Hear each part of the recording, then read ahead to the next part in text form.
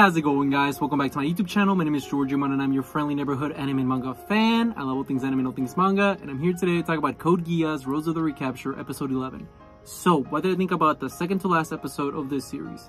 I thought it was very action-packed, and I thought it was very shocking towards the end. I was not very happy whatsoever about Norland in this episode because we still don't know what his plan is, and so far, up to now, he just seems like a very generic, very throwaway kind of villain, like a very generic, evil, mustache twirling, you know, like a cartoony villain. And I get it, you know, we still haven't seen his plan, but I'm not very impressed whatsoever about Norland thus far. So that's one of my big takeaways of this episode.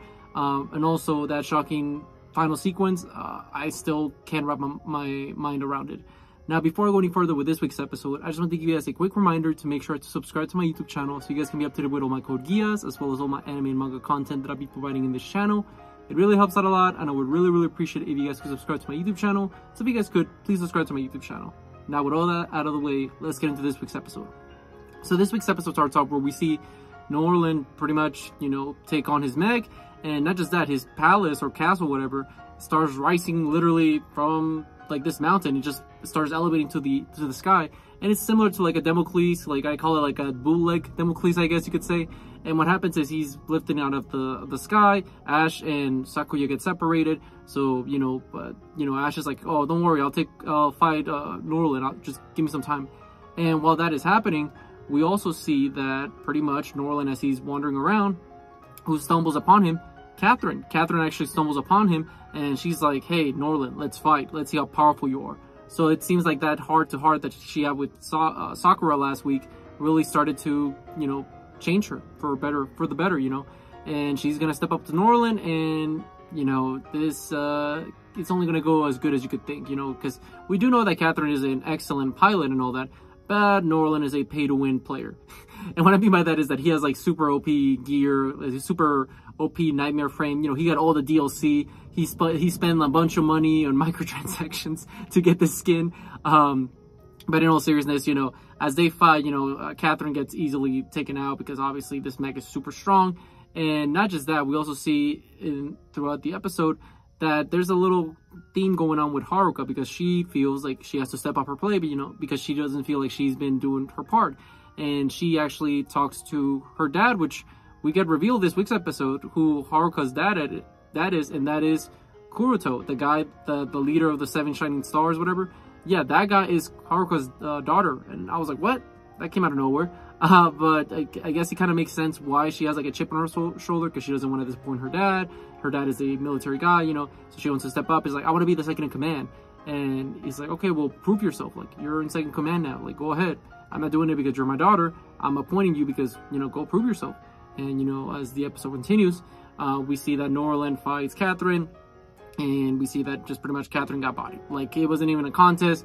Props to Catherine for, you know, doing her best, but she gets demolished by Norland, and disrespectfully, he even throws her away. He says, like, you're insect, you're trash. And he throws her from his flying palace to pretty much her demise. Now, it's ambiguous. We see kind of like Catherine just kind of like done with life, and you see her kind of just like, oh, well, I lost, like kind of like just dead inside. You know, she just like, she thought she was strong, but she wasn't. And it was very sad. If this is the end for Catherine, you know, she had a solid run.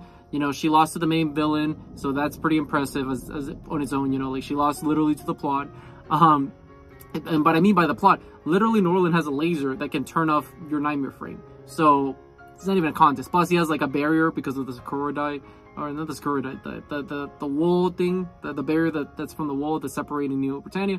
Yeah, he has that on his mech, so it's just unfair. So yeah, she gets taken down, and it was tragic, man. So gotta salute to our favorite Neo Britannian, Catherine. You know, Lady Catherine herself, the White Queen. You know, got a moment of silence, guys. Okay, enough said. But continue, we see that pretty much as the episode continues, we see that now, you know, Roze / Sakuya, it's like, hey, we gotta get info on how to like get into Norland's system, because we see that Norland is also activating his little barrier. And what he does is, while he gets up in the sky, that flying castle thing, yeah, it shoots down like electric wave that activates like a big wall. You know that wall that was separating Neo Britannia? Yeah, and now it covers it like super high up. So it's not even you can fly on top of it or anything like that. there's no real range to that barrier. So it's literally, it's like a fish tank. Like they're kind of like trapped there. Like if you guys seen SpongeBob SquarePants, I know, crazy comparison. Like, you know, Sandy's little bowl that she has, like where she lives underground. Yeah, it's kind of like that, like a bowl, like covering everything, like a sphere.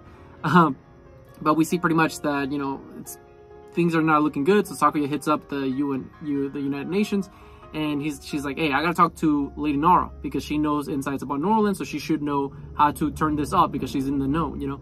And we see that pretty much Nara, you know, she complies. You know, she's like, yeah, this guy's a douche, so let me help you out. And she gives Sakuya the information that she needs to be able to turn off the systems. And he's like, okay, let's go. So then you see, you know, pretty much the other representatives of the United Nations like, no, we can't just do that. We need to go through like the paperwork and all that. And then you see like pretty much our girl Sakura show up, Sakuya Sumeragi, or I forgot Suzaku's cousin. Is it Sakuya? Kaguya, my bad. Kaguya shows up and she's like, don't worry, I'll take care of things because you know, we need to step up because there's no thinking or double guessing ourselves. We have to go in.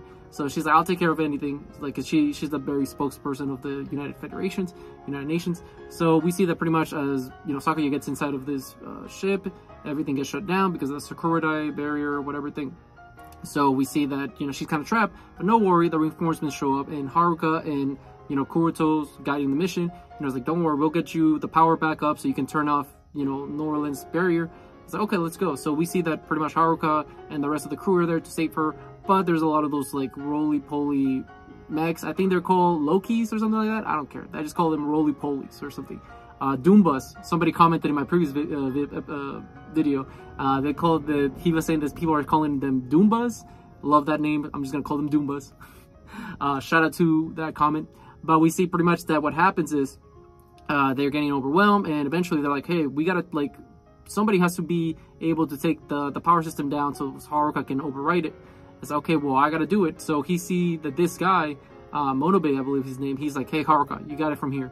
And my man just, you know, sacrifices himself. He goes in there knowing that he can't turn back. He plants the explosives. There's like a big explosion that goes down, and that explosion is able to make the power go back up. And as the explosion happens, you see the sword of that guy, Monobe, fall down, and, you know, Haruka picks it up. It's like, okay, I gotta do my part now, because he sacrificed himself. And even Kuroto, you know, Haruka's dad, is like, thank you, I will never forgive you.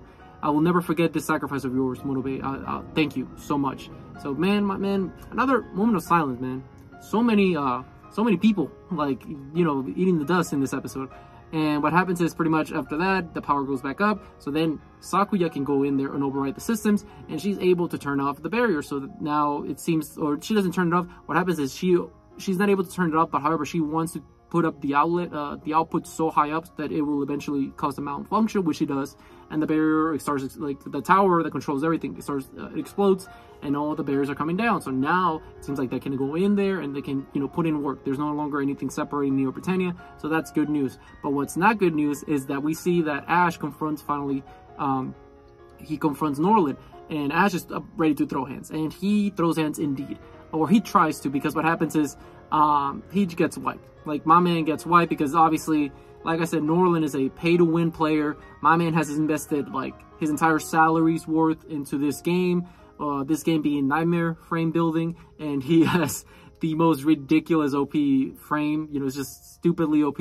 And as the fight happens, you know, Ash is like, hey, as long as I don't get hit because he has that laser, I should be fine. And what happens? Ash proceeds to get hit by the laser, so his meg turns off, and not just that, Norland picks him up and just throws him off this flying castle. So Ash, as the episode ends, we see him literally falling down towards his demise. And we see that Sakuya is there like, don't worry, Ash, I'll catch up to you. And there's no communications with Ash because obviously his Nightmare frame is dead. And we see Ash pretty much falling down to his demise. Now, is he gonna die? I don't know. I don't think so. I think Sakuya is gonna come in there and help him in the last second. But overall, this episode was very action-packed. I liked it for that factor. I like the Haruka character development we got. But so far, Norland has been kind of whack, not gonna lie. But with all that being said, what did you guys think about this week's episode? Did you guys love it? Did you guys hate it? Did you guys think it was alright? Whatever you guys thought, let me know in the comment section down below. Also, thank you so much for sticking all the way to the end of the video. I really appreciate it. And don't forget to like, comment, subscribe to my YouTube channel for more Code Geass, as well as more anime and manga content in the near future. But yeah, with all that being said, I hope you guys have a great rest of your day. Bye-bye.